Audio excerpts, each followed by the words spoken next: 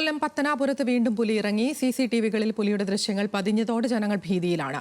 പുന്നല ചാച്ചിപ്പുന്ന ഭാഗത്തെ റബ്ബർ തോട്ടത്തിലും മാക്കുളം ഭാഗത്തും രാത്രികാലങ്ങളിലും വനംവകുപ്പിന്റെ പരിശോധന തുടരുകയാണ്.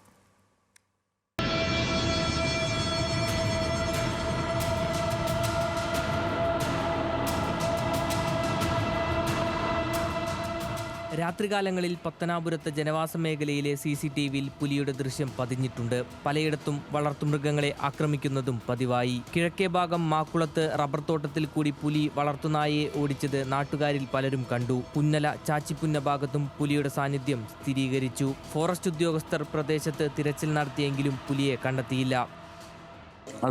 ഇതൊരു നമുക്കൊരു വ്യക്തമായിട്ടുള്ള ഒരു തെളിവ് അവിടെ കിട്ടിയില്ല. കാൽപ്പാടുകളോ അല്ലെങ്കിൽ പുലി പന്നിയെ പിടിച്ചെന്നൊക്കെ പറഞ്ഞു. പക്ഷേ അതിനെ പിടിച്ചതിൻ്റെ ബ്ലഡോ അല്ലെങ്കിൽ അതിൻ്റെ വലിച്ചുകൊണ്ടുപോയ പാടുകളോ അങ്ങനെയൊന്നും നമുക്ക് വ്യക്തമായിട്ട് കിട്ടിയിട്ടില്ല.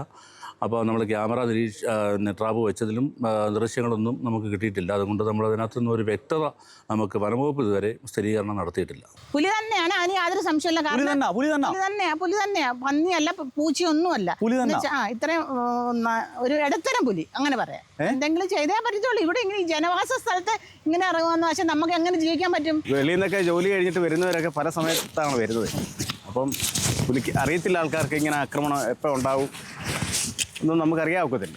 ജീവൻ പണയം വെച്ചുള്ള യാത്രയാണ്. എല്ലാവരും 6 മണി 7 മണിക്ക് മുന്നേ വീട്ടിൽ കയറുക, അത് തന്നെയുള്ളൂ മാർഗം.